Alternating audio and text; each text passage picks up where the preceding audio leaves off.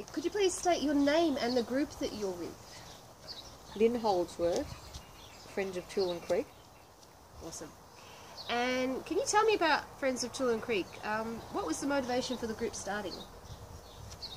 I used to drive up through Melton to visit my family, and every time I drive up I could see this reserve on the left-hand side just near Toolern Creek, and it was nothing but a tip, and I thought, it's what a disgusting mess it is, and people are driving past here every day.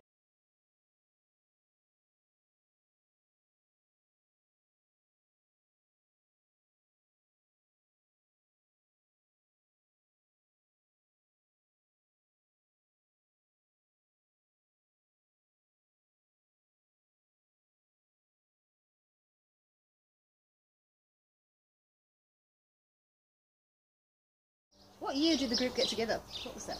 Well, Simone and I started 2004. We would just go down and clean up just without, being with the council or anyone. We just wanted to do it.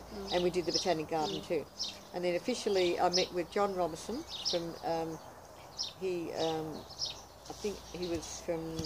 worked out in Sunbury at the time. I think it was with Western Water. And Tony Hurworth from Melton Council. I knew them both separately. I used to work with John up in Sunbury and Tony down in Melton. And I mentioned to John, I said, I really want to do this. And he said, well, do it, you can do it. Even though I had no education in land care or anything, or knew nothing about it. Anyway, I met Tony and John, and Tony said, yeah, that'd be okay, just as quick as anything. But he said, I had to learn every plant and every weed, which I have never learned all the plants and weeds. But but we made it without knowing all the names of the plants. And so there was a meeting early on about how to form a friends group, wasn't there? Yes, I've had that too.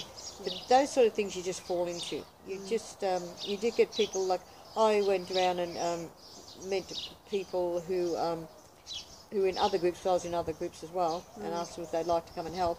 And they did. Some of them only stayed for a couple of years because they went back to their original group, which were terrific people. But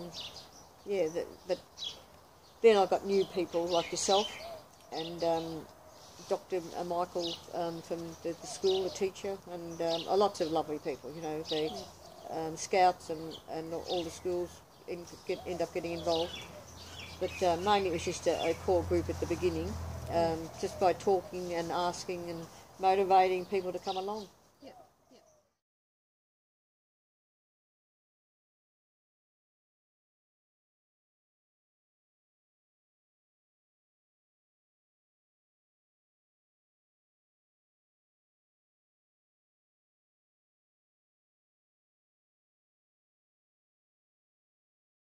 So how many members are in the group at the moment? There'd be about 70 or 80 that are paid up members, but a lot of them are only support members. But I do have community workers, which are corrections, work every day, 2 days a week. So they're a great help. They do a wonderful job, even though they've got bad histories. You can see by the improvement along the creek, all the way along the creek, what they've helped do. They've been working with them for 9 years.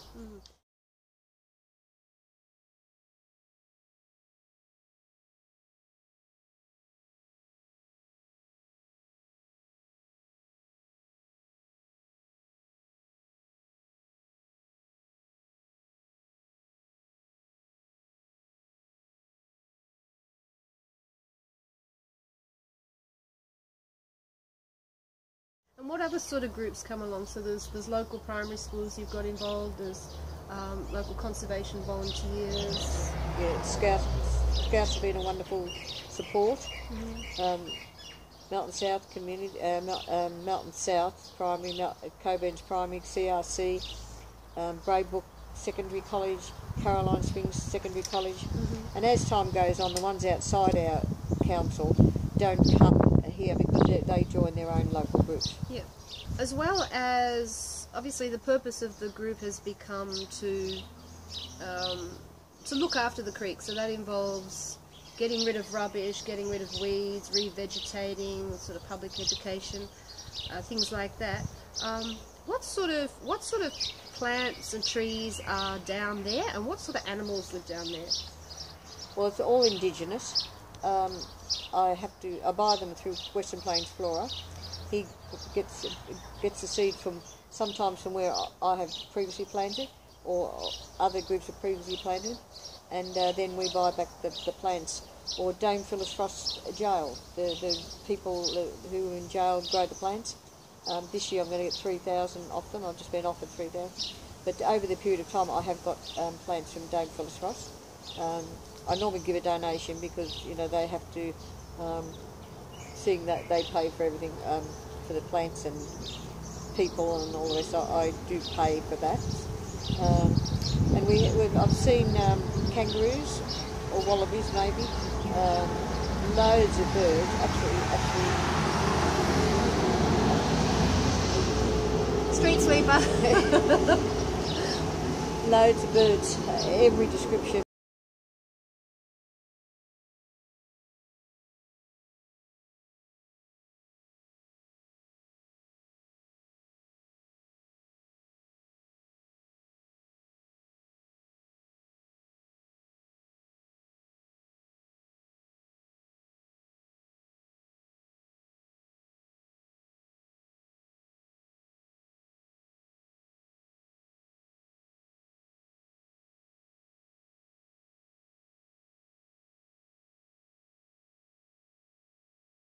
We're so fortunate to have so many birds in Melbourne. Yep. And lizards, blue tongues, and Venomous snakes. yes, Venomous spiders from Yes. people around the world. yes, loads of spiders. I mean, you wouldn't believe how many spiders, but not many snakes. Been pretty lucky, but I clear the land before we work. I want to have it be safe for the people to work in. So I might go in when the grass is a metre and a half high and the shrubs and rubbish and everything is high, but then I clean it right down to bare earth, and then we plant, mulch it and water it every other day.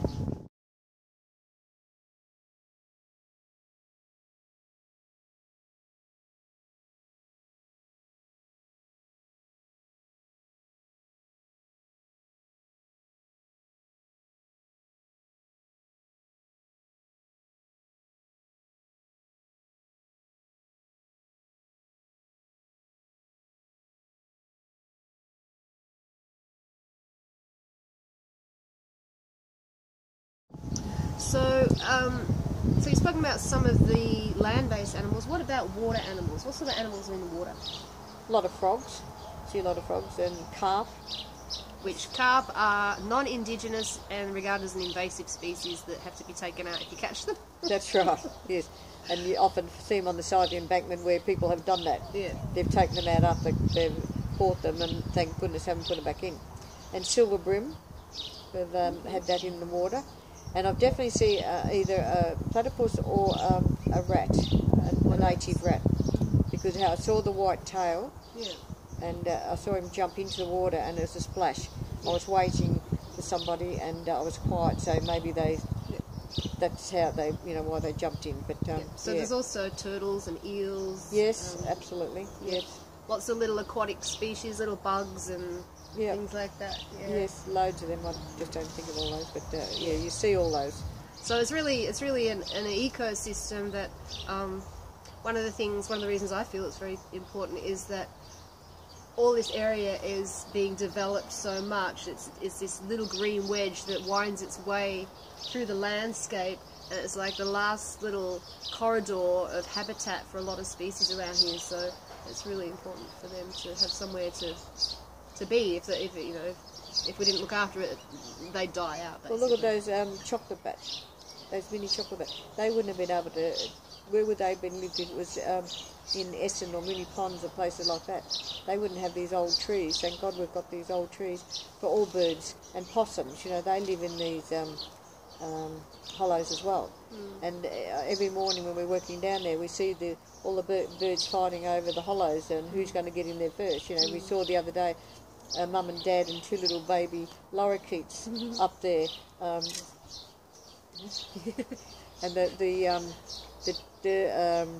the lorikeet, the mum and dad, you could see that they were talking to the two little babies. It was it's beautiful to see all that, you know, and to know that we're creating an area that they'll be safe in and be able to live forever. They won't be able to be bought out, or the developers won't be able to take this land over.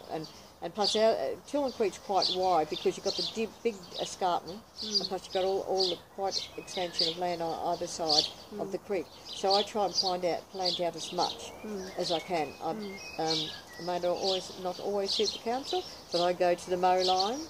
So, I mean, it's lovely to see the grass down the creek, but I plant up to the mow line and put trees, shrubs, grasses in all the way along.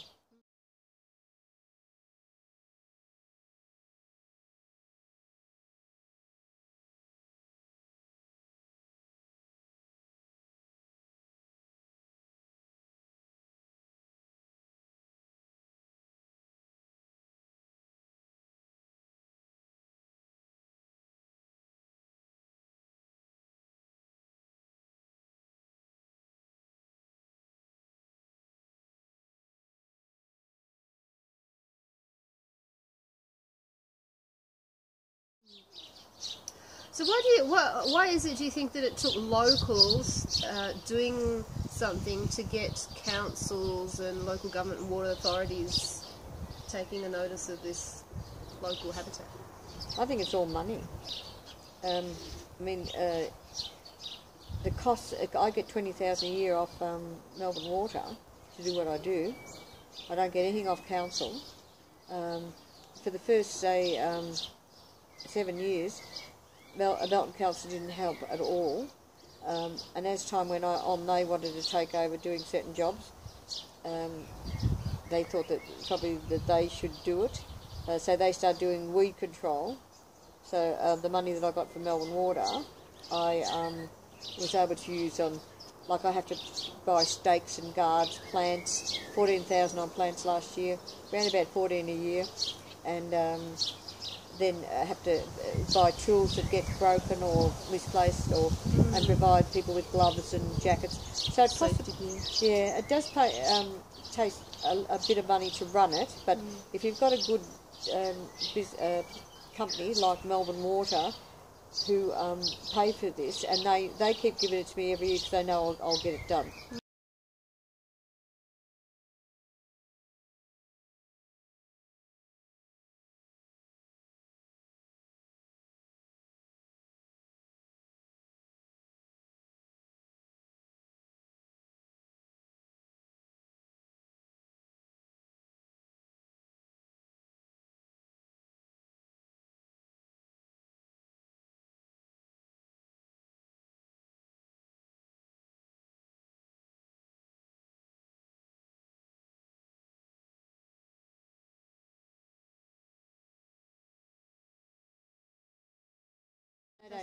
They don't even come and check because they know, you know, that it's being done. So you think it comes down to really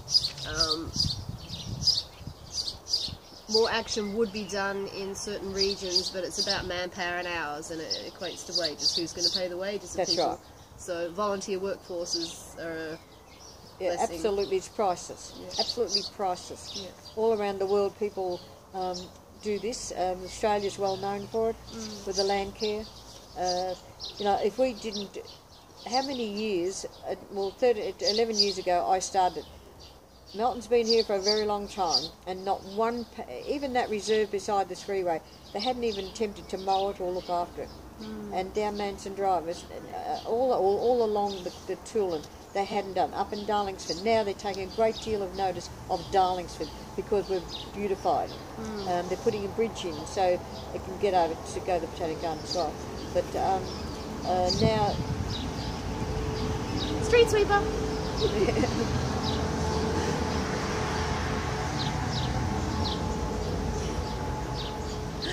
Okay. Yeah, well, see, just in a roundabout in Melton, it costs $90,000 in a roundabout to plant it out and put rocks in it. What? That's up the top of High Street. $90,000. Now, can you imagine how much it would have taken for Toolern Creek near Big Red, with all those big rocks I brought in? Yeah, I went to when Melton House was being built. I think this is a private discussion right now, because that's just insane. Like, how can planting a little space cost $90,000? Yeah. It can't. Plants and wages. Yeah. But it was, they did a good job, but it did cost, a lot of money, and that's how I compare what we're doing. Yeah. Wow. They're lucky that they're getting from us and everyone, like Daryl's area as well, and Tullavar Land Care, and lots of other groups who do the same thing. Yep. If it wasn't for all our land care groups, our creeks wouldn't be as beautiful as they are.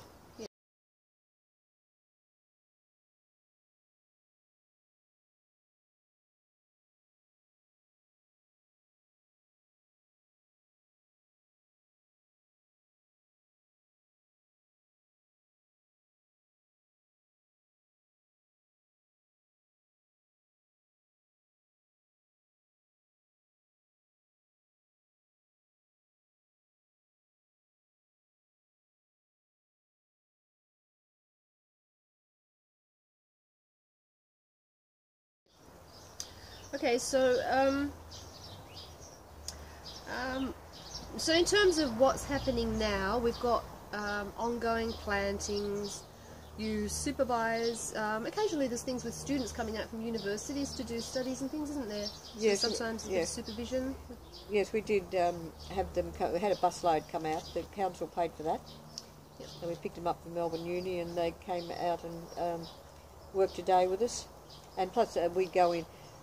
Christine, who's my secretary, we go into Melbourne Uni. We've been in there 4 or 5 years running to promote our group, and very, very popular with the students there. Very popular. But we live in the west, too far away from where they live. Yep. Yep. What other events does the group do? So we have national events like National Tree Day. We have that.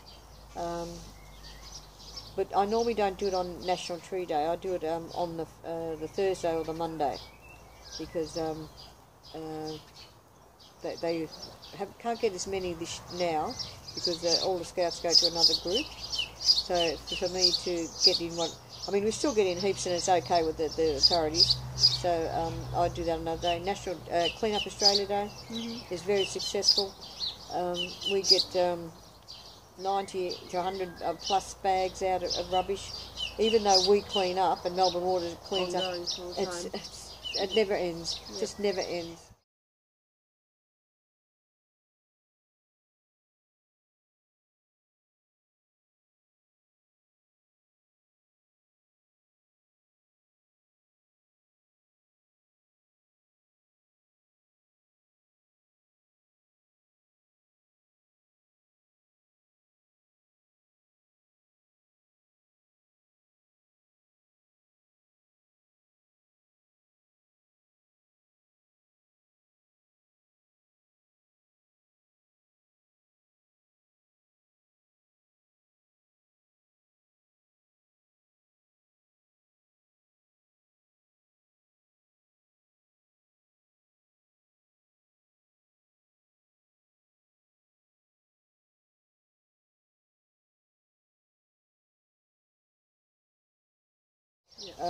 Especially the plastic, when you know what it does to platypus and other animals we don't even see, how it can damage, and once they get that plastic around them, or hair ties is one of the worst things that kills animals.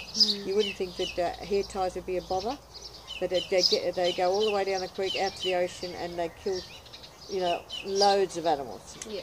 So I think a lot of people don't understand the cycle of rivers and creeks and drains coming from streets, which bring the water down, which bring the junk downstream into the water, and then the creeks feed into the rivers, and then the rivers feed out to the sea. A lot of people just don't know that that's how it all gets out there, Yeah.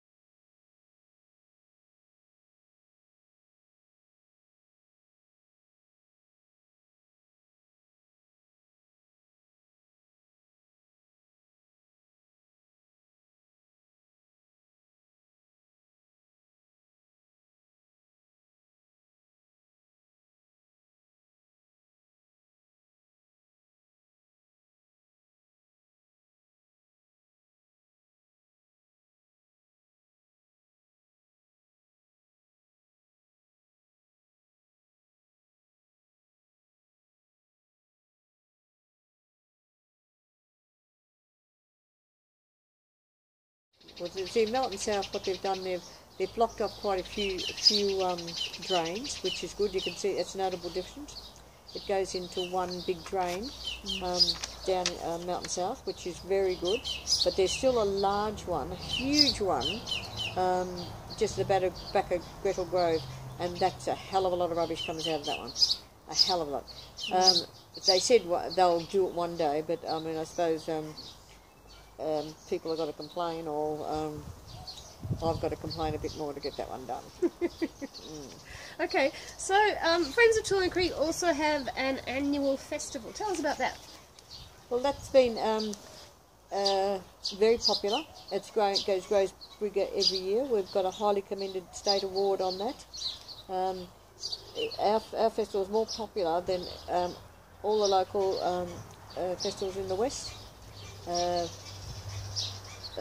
Even I've been to Melbourne Water ones, and ours are bigger. I've been to a lot of other festivals to compare, to see what other people do, and to see if we can better it. So, what's the purpose of the festival? To highlight most people who are working there, except the entertainment ones, are people who have worked in land care. So they can, they can get more help, more volunteers to be noted of what they've done. Yep. Because a lot of them don't. Like up in Toolendale, there are a lot of land care owners. They do the land with their land care. They are doing Toolen up the top, but mainly they get their grants from for the land, like a creek that's running through the land. Yep. And it's a big job for them. They've done a wonderful job. So you also like to get things involved for the kids. So there's all sorts of nature displays with, Snake Man bringing lots of local sort of Australian animals and birds of prey, petting zoos. Yeah, lots of really interesting things that kids can get their hands on, learn about the water and other local environment groups and stuff. That's right. That's good.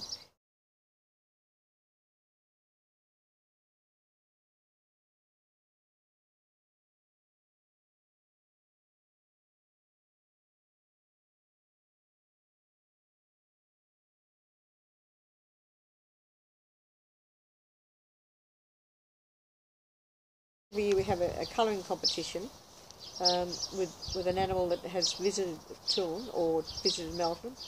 The reason we did that is to highlight a particular, like one year we had the bees that you suggested, and it was a good thing because there's a problem all around the world. So for that, to highlight that with people.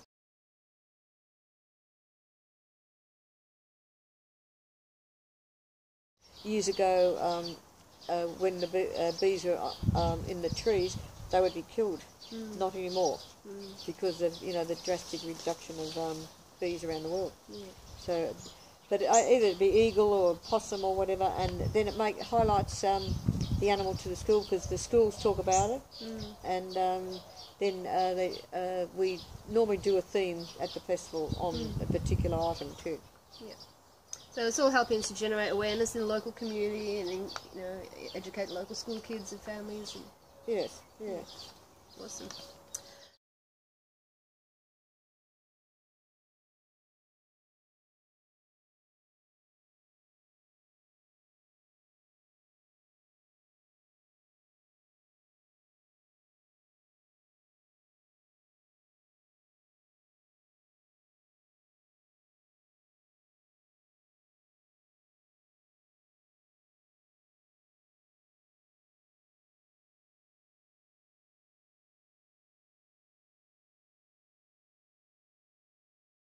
For people out there who might not have their own gardens or own their own land where they can do things, do you see groups like this playing a vital role in people being able to get active and make a difference? Absolutely.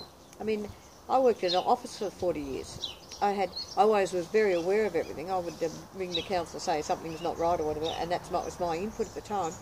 But once I got on the Toolern Creek, I'd never done anything like this before.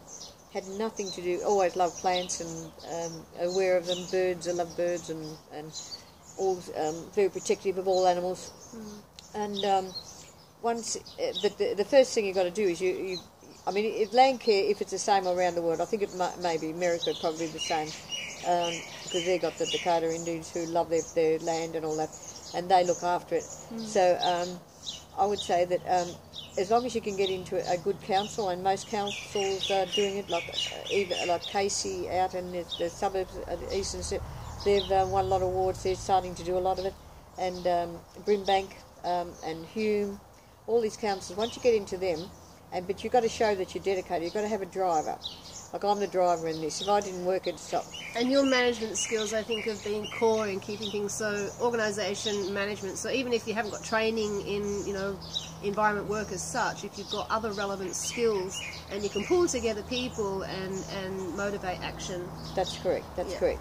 And then because you're not allowed to just go and work on someone's land.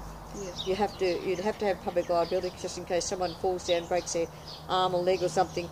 They could sue you. So you must have the public liability before you're allowed to do anything.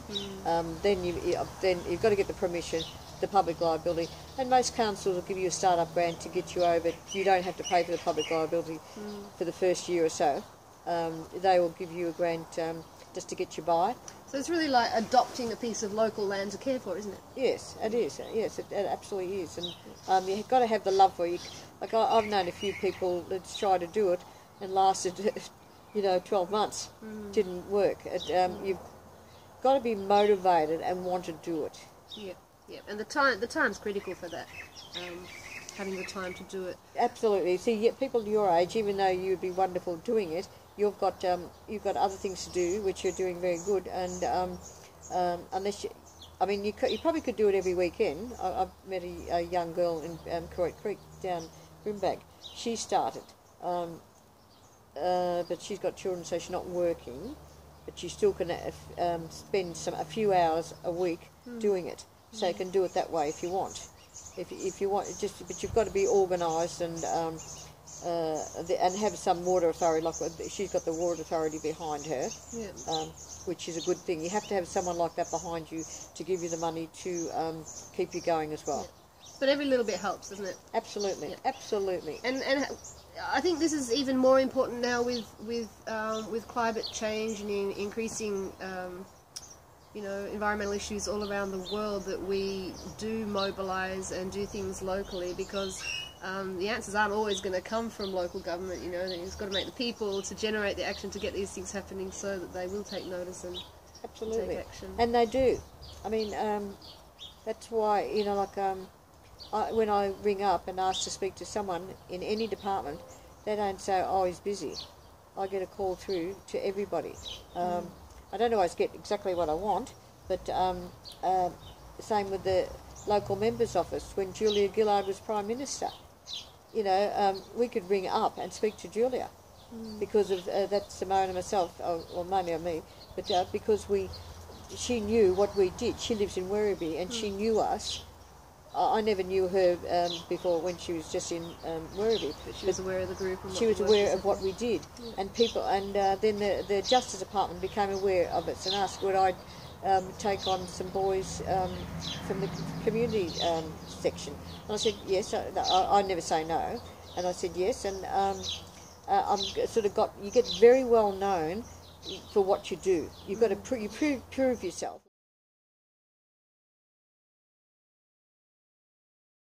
All land care groups, schools, garden clubs. What else? I just can't think of all the. I get like one school I went, CRC juniors. I had 1, 2, 3, and 4, and Bubs in the room. It was a big open room, and I asked the teachers, "Is it all right for me to talk about the rubbish in the creek?" And I said, because I've got some pretty gruesome photos, and I didn't want to upset some children. And they said, no, that's right, show them everything. So I brought out those platypus with the cuts around their neck, and the birds, dying birds and all things like that. And I said, and do you know that you could help by just picking up your rubbish? And that's the thing I kept highlighting right through the talk. And anyway, it turns out one of the little boys lives across the park from me. And his mum said, do you know what I have to do when I go on holidays every year? We've got to pick up rubbish. And I said, well, isn't that fantastic? I got through to someone. He was really so upset with probably by seeing the photos. So it did work. But I mean, kids are so good. They're so, you know, like if you tell them things or show them reason why you're doing it, don't just pick up a plastic bag because you have to, but you say that it's going to affect an animal down the creek, or when the girls have the hair ties, if you don't let your hair ties go into the creek, you know, then they're aware of it. But if you don't tell them, they might just drop it and let it go and run off. But once you educate them in that area, I mean, that little boy, you know, I was so amazed. They go to Phillip Island every year, and that's a beach area, and she said they have to pick up rubbish on the seaside. So very good. So I guess we can try and catch them while they're young, but when they grow up, it's another matter, isn't it? Getting them to stay connected. And what do you think the main element is? Just as a close, what do you think the main element is in getting people to care in here? Like, what? How can we enhance the relationship? Well, one good story I like. Most people say they'll come back from the corrections. They say they'll come back. One girl, she was a rough diamond, and she said, "Oh, I'll come back then." I said, "Oh, that's good. It'd be lovely to have you back." Anyway, I didn't see her for a couple of years, and she's got into making things out of tyres, car tyres. I saw those at the festival, yeah. And she said, "I never knew what I learnt off you by working down the creek until I, you know, got into my house, and she started renting a house up here somewhere." And she said, "Now that I'm so glad that I did learn